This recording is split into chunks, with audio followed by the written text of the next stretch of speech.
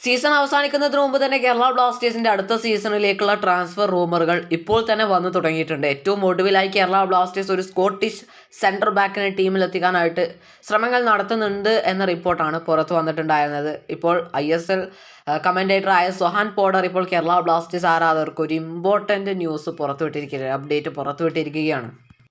അദ്ദേഹത്തിൻ്റെ റിപ്പോർട്ട് ആരാധകർക്ക് വലിയ തരത്തിൽ തന്നെ ജിജ്ഞാസ നൽകുന്നതാണ് എന്നതിൽ യാതൊരു സംശയവുമില്ല. സൊഹാൻ പോഡർ ഏറ്റവും ഒടുവിലായി ട്വിറ്ററിലൂടെ പുറത്തുവിട്ട റിപ്പോർട്ട് പ്രകാരം കേരള ബ്ലാസ്റ്റേഴ്സ് വരുന്ന ദിവസങ്ങൾക്കുള്ളിൽ ഒരു ക്രൂഷ്യൽ അനൗൺസ്മെൻറ്റ് നടത്താൻ പോവുകയാണ് എന്നാണ് മനസ്സിലാക്കാനായിട്ട് സാധിക്കുന്നത്.